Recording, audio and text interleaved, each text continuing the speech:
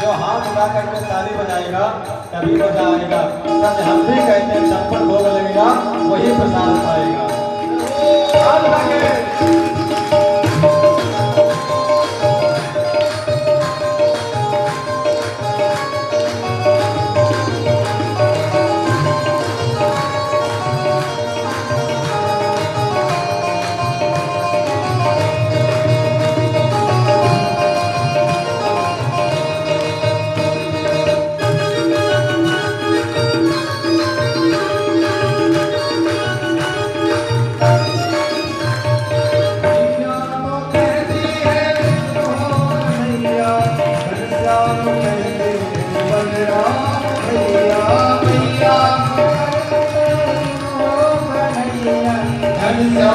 कहते हैं बलराम भैया, भैया कहते हैं घनश्याम कहते हैं बलराम भैया, भैया कहती है कन्हैया, घनश्याम कहते हैं बलराम भैया। थोड़ा की आंखों के तुम हो उजाला, थोड़ा की आंखों के तुम हो उजाला, मैं तो कहूँ सावरिया बाबरिया बाबा, मैं तो कहूँ सावरिया बाबरिया बाबा, मैं तो कहूँ सावरिया बाबरिया बाबा। कोई कहे गोविंद कोई गोपाला, कोई कहे गोविंद कोई गोपाला, मैं तो कहूँ सावरिया बाबरिया बाबा, मैं तो कहूँ सावरिया बाबरिया बाबा, मैं तो कहूँ सावरिया बाबरिया बाबा।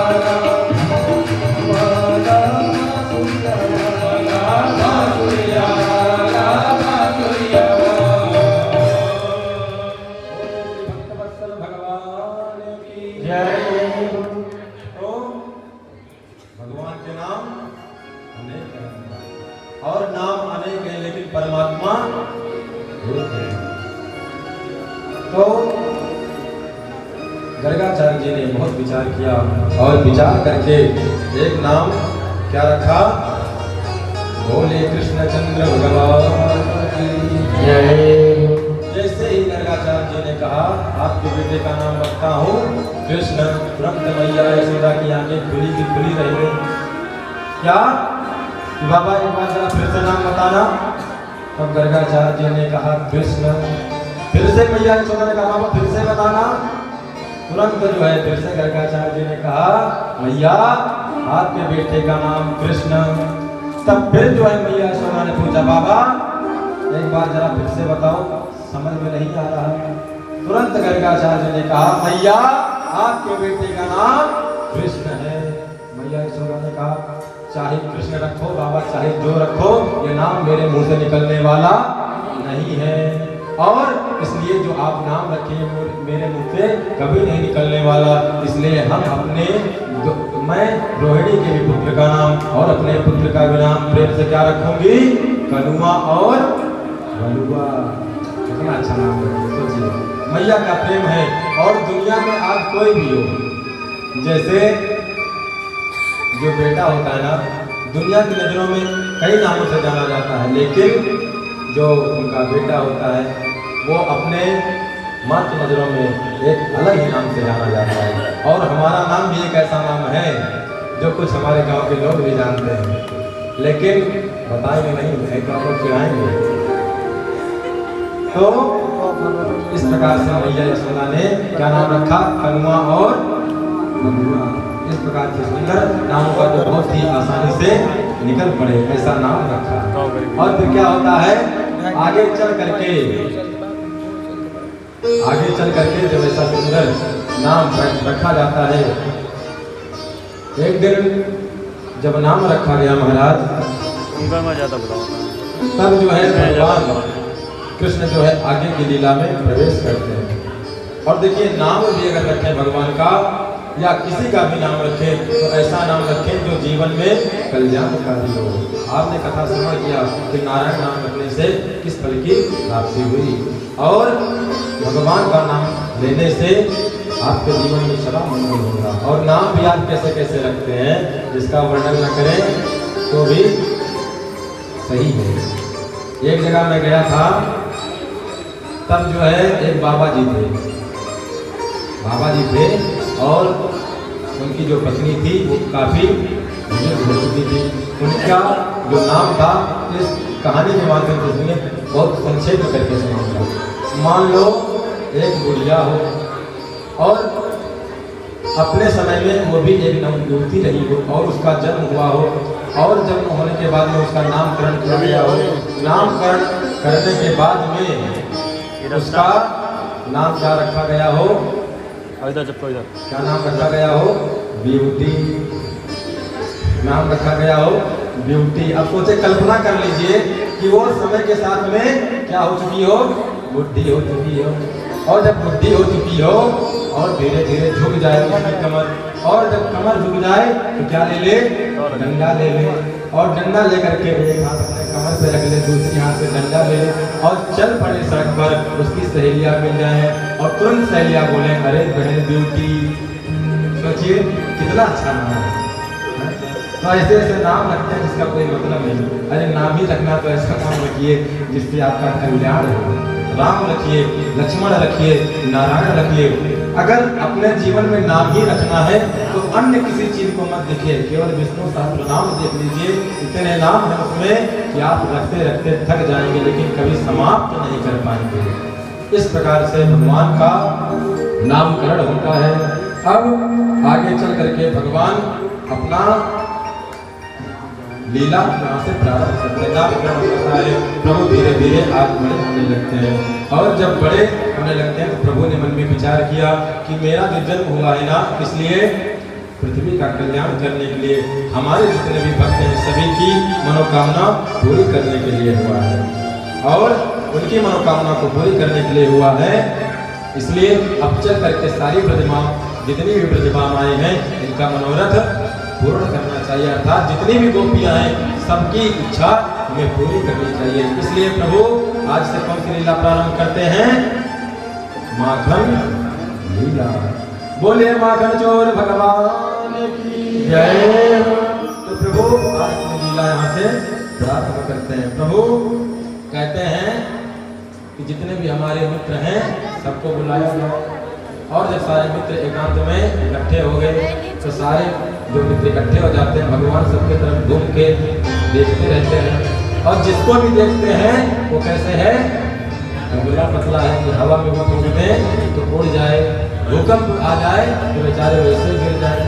जैसे प्रभु ने देखा तुरंत कहा, तुम लोग यही गोकुल में रहते हो, अरे हमारे पास गाय कितनी है, 9 लाख, लेकिन शरीर कितने हैं, एक भी व्यक्ति का सही नहीं है। क्यों?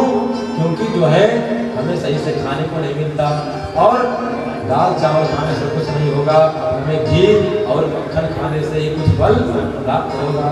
सारे ब्रजवासियों ने कहा, सारे ग्वाल वालों ने कहा, कन्हैया एक बात बता, हम माखन खाएंगे तो खाएंगे कैसे? अरे जितना भी मक्खन होता है हमारे माता पिता सब लोग क्या करते हैं, मक्खन ले जाकर के मथुरा में बेच देते हैं।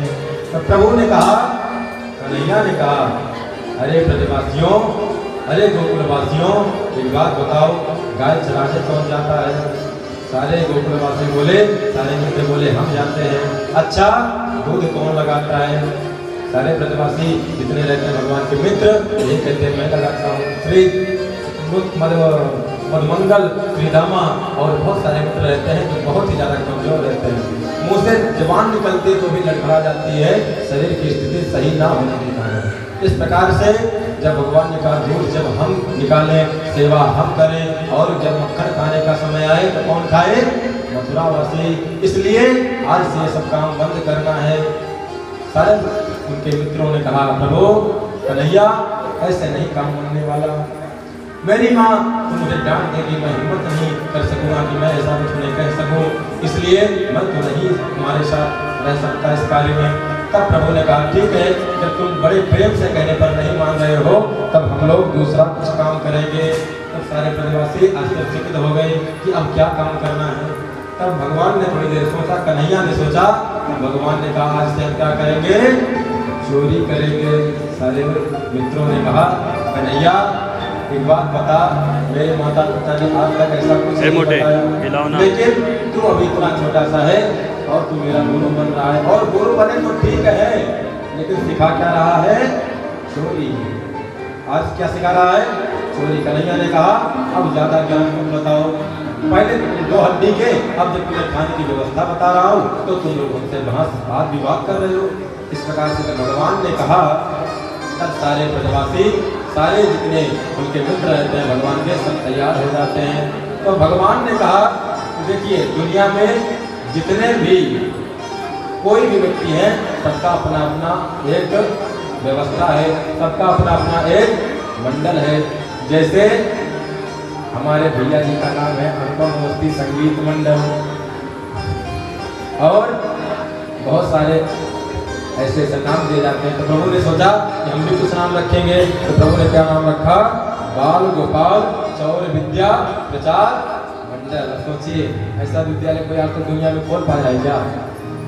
कोई नहीं खोल पाया, लेकिन ऐसा विद्यालय कौन खोलते हैं, केवल परमात्मा खोलते हैं। तो परमात्मा ने आज ऐसा विद्यालय अपने गोकुलवासियों के लिए खोला।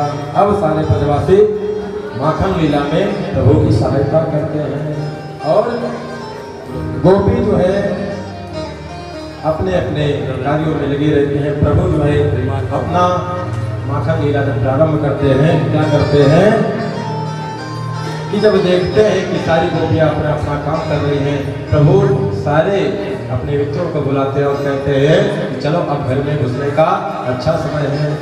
सारे मित्र डरते रहते हैं, लेकिन प्रभु क्या करते हैं कि सबको पहले बुला लेते हैं, और सबसे पीछे कौन हो जाते हैं, भगवान हो जाते हैं कि फंसे तो यही फंसे, और अगर खाएंगे तो ये जैसे घुसेंगे तैसे हम ऊपर से टूट पड़ेंगे। अब सारे जितने मित्र थे भगवान के, मधुमंगल, श्रीदामा, सब बहुत डरते हैं, कन्हैया हमसे नहीं होने वाला। प्रभु ने कहा, अच्छा तुम थोड़ा से झांक करके देखो, कोई कमरे में तो नहीं है। इस प्रकार से जब प्रभु ने कहा, जैसे एक एक मित्र झुक करके ऐसे देखने लगे, प्रभु ने पीछे से तुरंत धक्का दे दिया, अब तो तुम घुसोगे ही घुसोगे। इस प्रकार के सारे मित्र अंदर हो गए। अब प्रभु ने भी तुरंत पीछे से घुसना प्रारंभ किया, और जाकर के कमरे में घुस जाते हैं।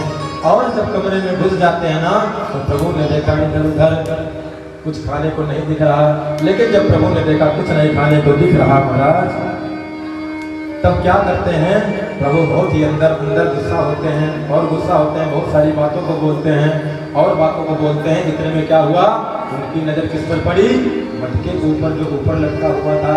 आप लोग ऊपर मत देख रहे हैं, घंटी लगी हुई है। तो भगवान की नज़र कहाँ पड़ी, मटके के ऊपर पड़ी। तो प्रभु ने सोचा हम लोग इतने छोटे छोटे हैं तो कैसे इस मटके को उतारा जाए। तो प्रभु ने एक काम किया, कहा देखो ये चौर विद्या का जो प्रचार हो रहा है इसका अध्यक्ष कौन है, मैं हूँ। और अध्यक्ष का काम क्या होता है, सारी सेनाओं को नियम से ले जाना और जो कार्य है उसका सही से चेतावनी देना। तब सारे मित्रों ने कहा हाँ कन्हैया तू ठीक कह रहा है। तो कन्हैया ने कहा अच्छा क्या करें। तो बहुत सारे मित्रों ने बताया कि रुक जाओ हम डंडा लाते हैं, बहुत ऐसा ऐसा करते हैं। कन्हैया ने कहा जब तक तू ऐसा काम करेगा तब तक सारी गोपियाँ आ जाएंगी घर में और तो कुछ खाने को भी नहीं पड़ेगा। एक काम कर, एक दूसरे के ऊपर हम लोग चढ़ जाते हैं। तो क्या करते हैं, सब गोला बना करके, जैसे आज हम लोग कृष्ण जन्माष्टमी में मटका फोड़ते हैं, ऐसे ही सारे ब्रजवासी क्या बनते हैं, मुर्गा बन जाते हैं। और एक एक करके सब एक दूसरे को घेर करके एक के ऊपर एक, और जब इतना एक हाथ का बचा तब प्रभु ने कहा रुक जाओ। सारे मित्रों ने कहा क्या है। तब जो है प्रभु ने कहा लाया कौन यहाँ पर। तब उनके मित्रों ने कहा प्रभु कन्हैया तुमने लाया है। तो क्या कहते हैं प्रभु कि ये बताओ सबसे पहले मक्खन खाएगा कौन। जैसे इस प्रकार से प्रभु ने कहा, कन्हैया ने कहा, सारे ब्रजवासी कहते हैं, सारे गोकुलवासी कहते हैं कन्हैया ठीक है तू ही आजा। और भगवान चल करके आज मटके को पकड़ लेते हैं। और जब मटके को पकड़ लेते हैं महाराज, तुरंत उसी समय बहुत सारे बंदर इत्यादि आने लगते हैं। और जब बंदर इत्यादि आने लगते हैं प्रभु भी खाते हैं और अपने मित्रों को भी खिलाते हैं। और जब मित्रों को खिलाते हैं और मित्रों को खिलाने के साथ में वो बहुत सारे माखन का बर्बादी भी किया करते हैं। और जब बर्बादी किया करते हैं ना, तब जो है प्रभु उसमें और ज़्यादा प्रसन्नित होते हैं। और जब प्रभु प्रसन्नित होते हैं तो अंदर ही अंदर आत्मा से बहुत ही अपने मित्रों को धन्यवाद देते हैं। और जब इस प्रकार से प्रभु का माखन लीला प्रारंभ होता है, एक दिन एक घर में चोरी किया, दूसरे दिन दूसरे घर में चोरी किया। इस प्रकार से कन्हैया का अत्याचार आज गोकुल में बहुत तेजी से बढ़ने लगा। और जब गोकुल में उनका बढ़ने लगा ना, तो सारी जो गोपियाँ हैं ना, वो मैया के पास में क्या करने आती हैं, शिकायत करने आती हैं कि मैया यशोदा अपने लाला को कुछ समझा ले। मैया यशोदा ने कहा क्या बात हो गया, मेरा लाला अभी बहुत छोटा है, क्या शिकायत लेकर के आई है। तब तक उन गोपियों ने कहा कहने के लिए नंद का लाला है, कहने के लिए इसके पास 9 लाख गाय हैं, लेकिन खाने के लिए जैसे घर में कुछ है ही नहीं। अरे ये मेरे घर में चोरी करने आता है। मैया यशोदा ने तिरछी निगाह से देखा, क्यों कन्हैया सही बात बोल रही। कन्हैया ने कहा माँ झूठ बोल रही है।